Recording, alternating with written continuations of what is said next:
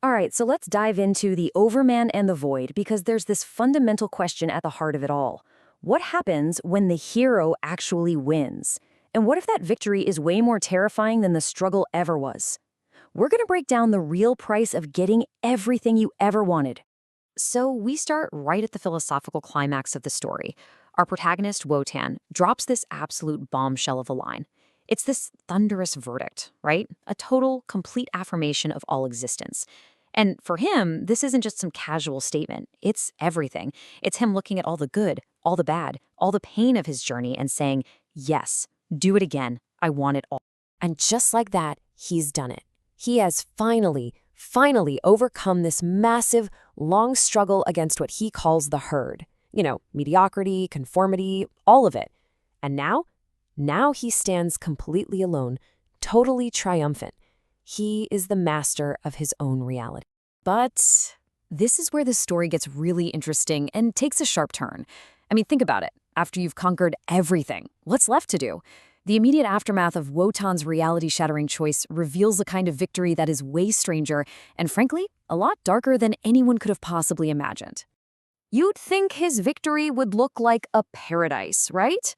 Well, not quite. The stage for his grand triumph is a ruined marketplace.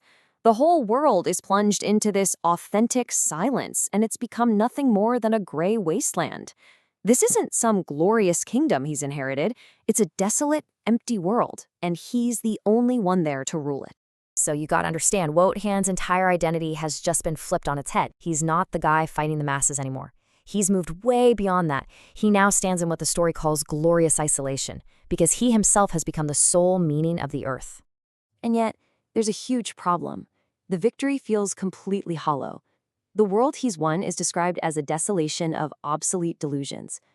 I mean, he conquered the world, but in the process, he wiped out the very forces that he defined himself against. He's like the dog that finally caught the car.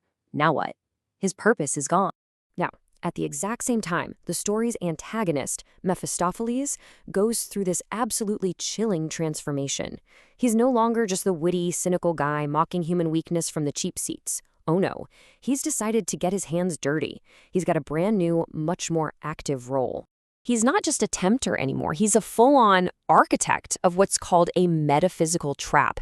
And he lays out the new rules of the game with this incredible line. He's essentially telling Wotan, okay, you won. Big deal. But can you survive winning over and over again? Your new enemy isn't a herd. It's a perfect copy of yourself. The game has totally changed. It's not a philosophical debate anymore. This is existential warfare. And this new trap that he's built, it has a name, Faustus. This new character is basically a dark mirror, a distorted reflection of Wotan himself. He's called the Faustian Übermensch. And yeah, he's got all that godlike power Wotan was striving for, but there's a fatal flaw. He's not actually free. He's a powerful slave, completely chained to his own bottomless hunger. So this sets up the brand new central conflict, and it's a clash between two totally different ideas of the will to power. It's not about the higher man versus the masses anymore.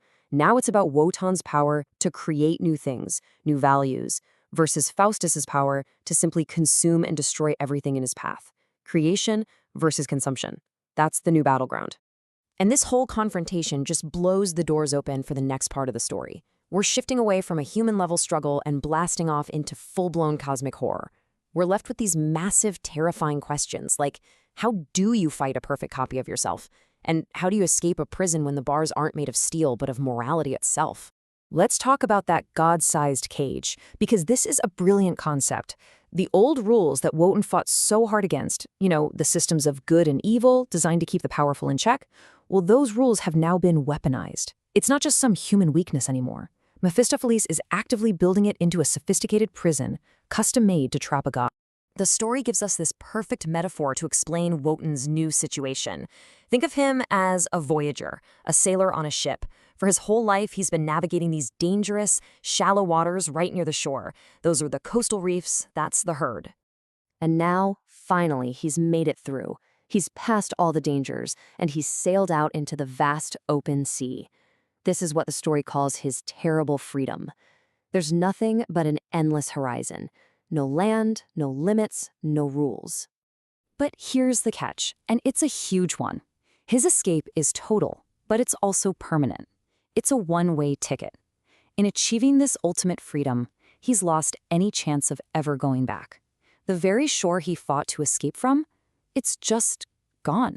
And that leaves us with the central, chilling question of his new life. When you have no limits, no challenges to overcome, and absolutely no one to return to, have you actually found freedom, or have you just walked into a different, much bigger kind of prison? That is the terrifying question that sets the stage for everything that's coming next.